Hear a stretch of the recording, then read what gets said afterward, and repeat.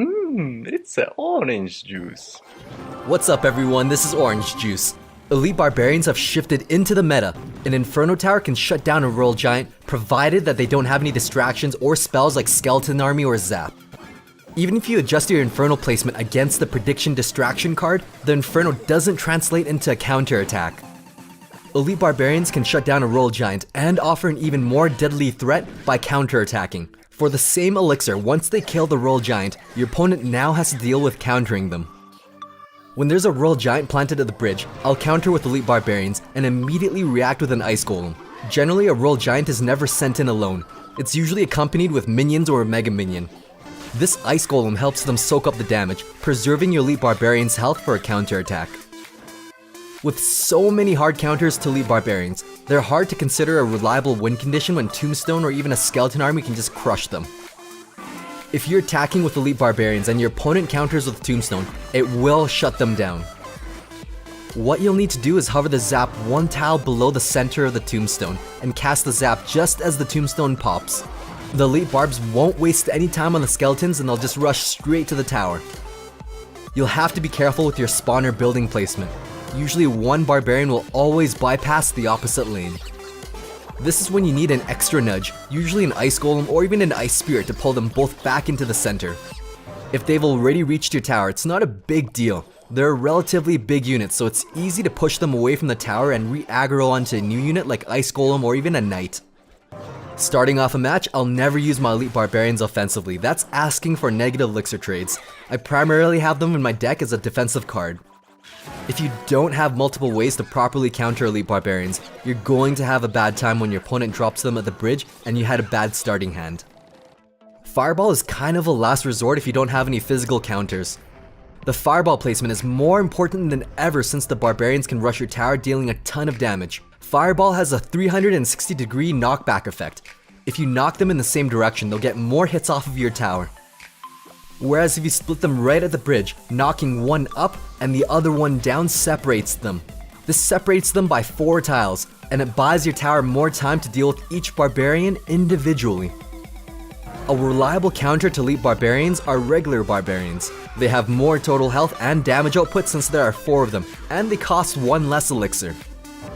Planting the Barbarians on top of them produces slightly better results, since the 4th Barbarian doesn't waste time walking within range of the Elite Barbarians. One Elite Barbarian takes 3 strikes to kill 1 Barbarian, so that's a total of 12 strikes needed to kill regular Barbarians. If you're pushing with Elite Barbarians, a good way to deal with this is to zap the regular Barbarians. This brings down the strikes to 2 each or 8 total, but I only recommend this if you're pushing or need to get rid of the Barbarians, since that's 8 elixir to take care of 5. The most basic counter against Elite Barbarians are going to be Elite Barbarians themselves. One-on-one, they basically cancel each other out, and they kill each other in exactly 4 swings. You could change the outcome of the battle completely by inserting any inexpensive card into the mix.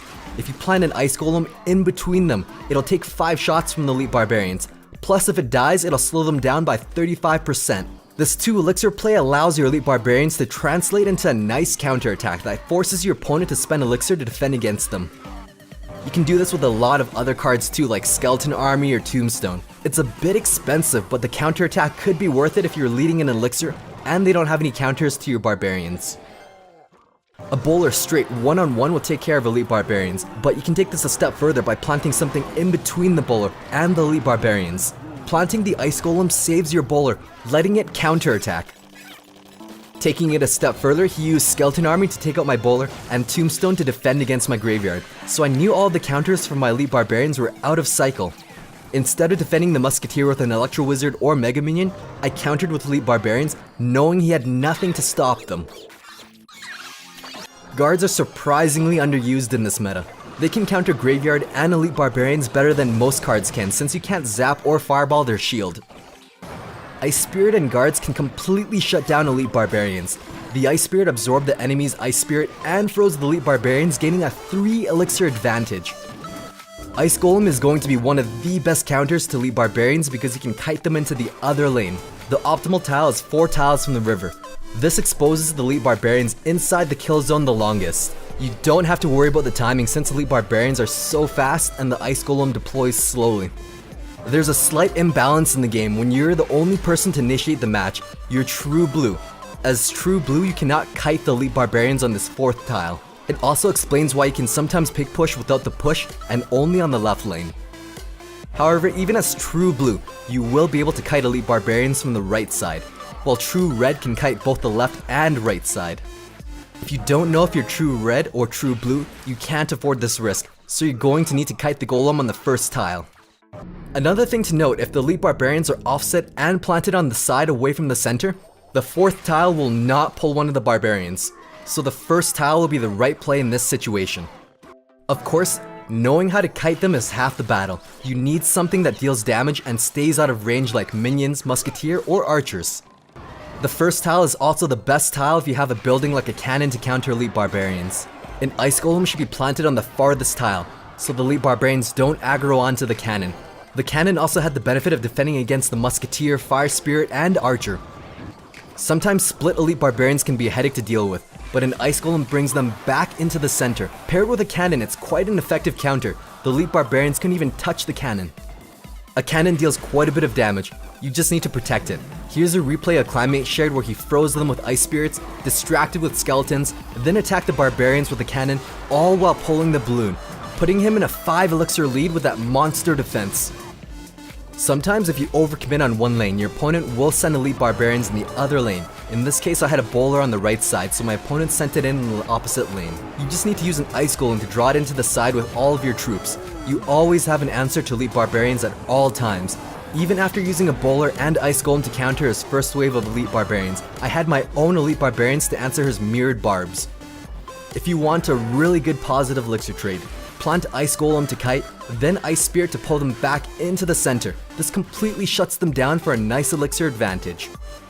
Skeletons work even better than the ice spirit, and there's even less chance of messing up the timing with a fortified calcium. Using the same concept of a support unit and a kiting unit, if you see elite barbarians planted in the front, you can react with minions to deal with the damage and a hog to kite the barbarians to the center, then back up. If elite barbarians were their answer to your hog will get guaranteed damage on the tower.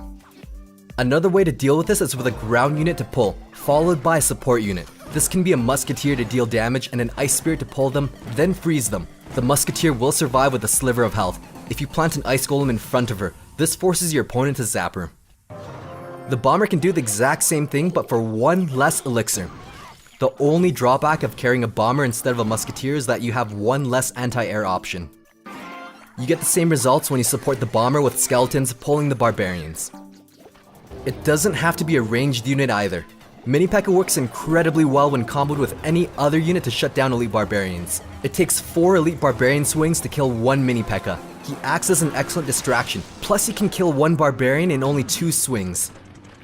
For 1 elixir, skeletons will tank 3 hits for your Mini P.E.K.K.A. Think about it as a 1 elixir advantage that forces your opponent to spend even more elixir to deal with a Mini P.E.K.K.A. If you have skeletons and a knight, they do the job for even cheaper. You won't have many counter options with this combo, but you'll have made a 2 elixir trade for this. Basically, any damage dealing card paired with Ice Golem to kite, Ice Spear to pull, Skeletons, Tombstone, or Skeleton Army to tank are going to be really solid in shutting down elite barbarians. Even an Electro Wizard, as fragile as he is, can be deadly when an Ice Golem is tanking. A less conventional method in stopping elite barbarian push is with a giant skeleton. The only drawback is that you need small units like skeletons or goblins to hold the barbarians in place while the bomb explodes. One of the best but least respected cards in the game right now is Tornado. Paired with an Ice Golem and Fire Spirits, this combo took out elite barbarians and a miner. If your elite barbarians are your only answer to destroying tanks and you don't have any answers to a split lane push, you can use a Tornado to pull them back into the other lane. Taking this a step further, you can hold elite barbarians in the kill zone long enough with the help of skeletons to shut them down completely. If you pull with skeletons, you can cast the Tornado even lower to activate the King's Tower. If there's less than 10 seconds left in the match and you need to defend it out, Graveyard works incredibly well. You can't zap Graveyard, you can't fireball it, and you can't counter it with splash units. It's a very expensive counter that should only be used in the last 10 seconds. Aside from all of these counters, you have to alter your playstyle and assume everyone is running elite barbarians, or at least until you've learned what 8 of their cards are. Don't dump 10 elixir on one side of the map. Your opponent can just rush elite barbarians on the other side and take out your tower in seconds. At the end of the day though, there are hundreds of combinations of cards that you can use to counter elite barbarians. I hope this can give you an idea on how your deck can handle barbarians. You just have to play a bit differently, and as if everyone has elite barbarians. I personally like this meta because it keeps Royal Giants in check. But just like Graveyard, this card single-handedly changes the way players have to build their decks. Come join us on Ban where you can interact with other Clash Royale players, submit decks, pictures, or talk strategy. We give away $100 worth of gift cards every month. Thanks for watching. Stay tuned for more quality OJ.